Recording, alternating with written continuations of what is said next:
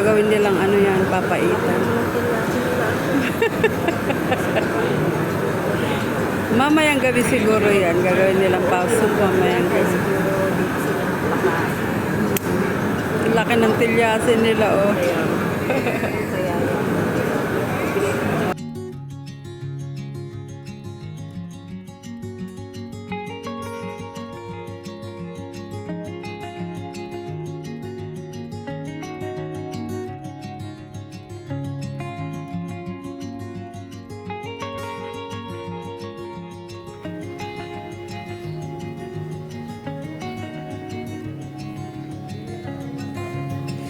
Good morning sa inyong mga friends. Isang malamig na umaga sa inyong lahat. Dito ngayon sa aming boarding house, ayan, kikita naman ninyo, busy sila dyan sa baba. Andito naman ako sa taas, ayan, video lang ako dito.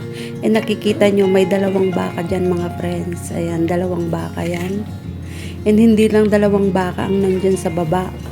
Meron ding mga baboy.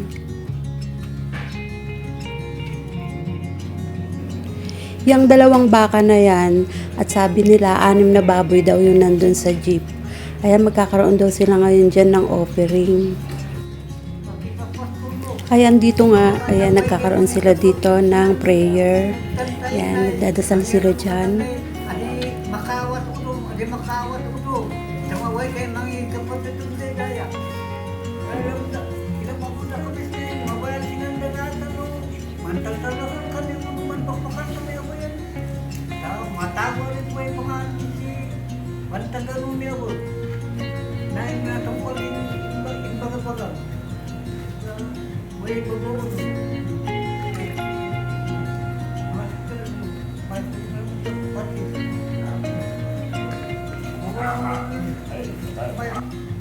Tapos na nga silang magdasal. Ayan, ire-ready na nila yung baka.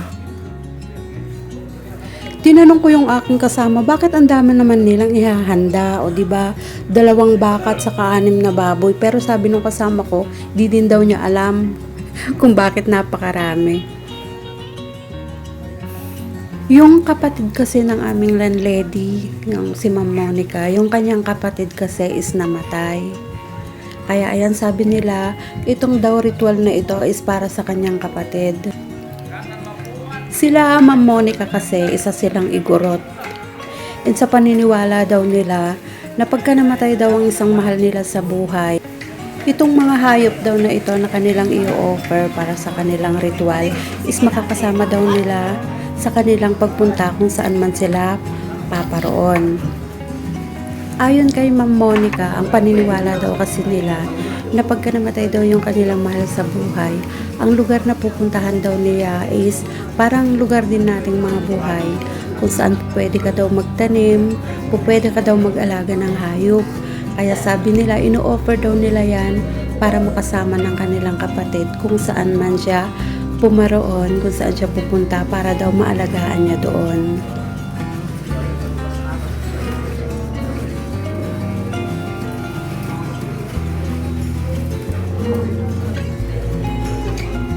Kanina nagtataka ako bakit naglalatag sila dyan ng mga dahon. Diyan pala nila ilalagay yung baka tapos nilagyan nila, tinakpan nila. Kasi daw susunugin nila yan.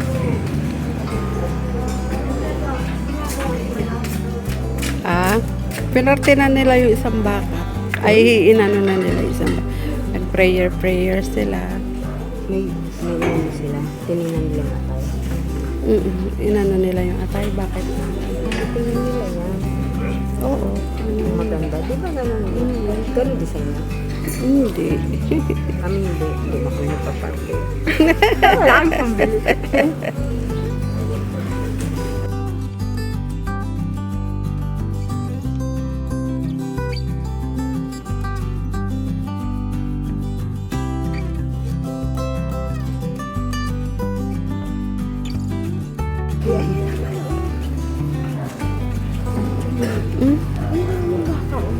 Ayan nga. Kinwan na nga nila. Nag-prayer sila.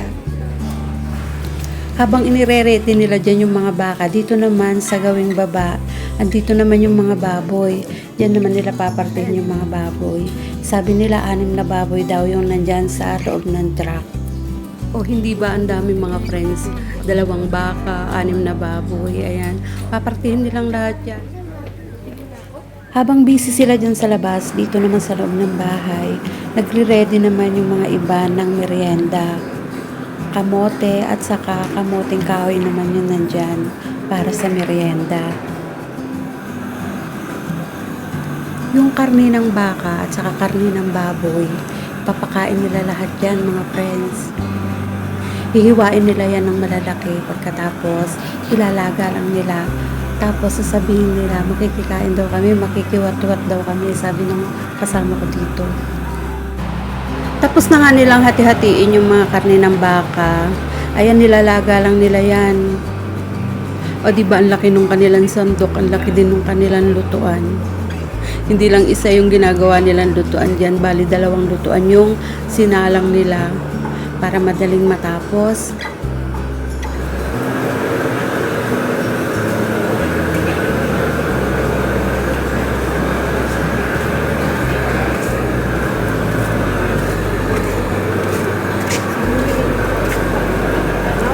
Siguro. Mga laman loob siguro yun. Pero hindi. Ay, oo. Gagawin nilang ano yan, papaitan. Mamayang gabi siguro yan. Gagawin nilang pauso mamayang gabi. Ang laki ng tilyasin nila, oh. Dito nga nila niluluto yung karning baka. And pagkatapos dyan sa baba, nagsisimula na rin silang magluto dyan. Diyan naman nila niluluto yung mga karne ng baboy.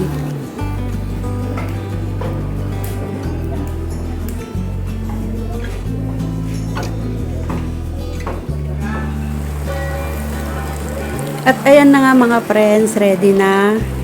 Yan, bababa kami ng aking kasama kasi makikipila kami dyan. Kami ay makikiwat-wat. Ayan, baba lang kami.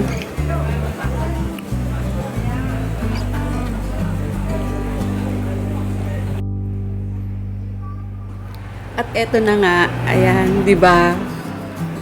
Karne overload mga friends, ang lalaki ng hiwa. Yan, kay Kuya Jeboy at saka yun sa akin. Hindi na ako naka-video dun sa baba kasi nga nahihiya ako kasi 'di ba privacy para sa kanila. O 'di ba ang lalaki ng hiwa, karne ng baboy at saka karne ng baka yan. Ayan, tayo'y kumain. Maraming salamat sa panonood. It's me again, Juliet JRS Ramos. Thank you so much everyone. God bless us all.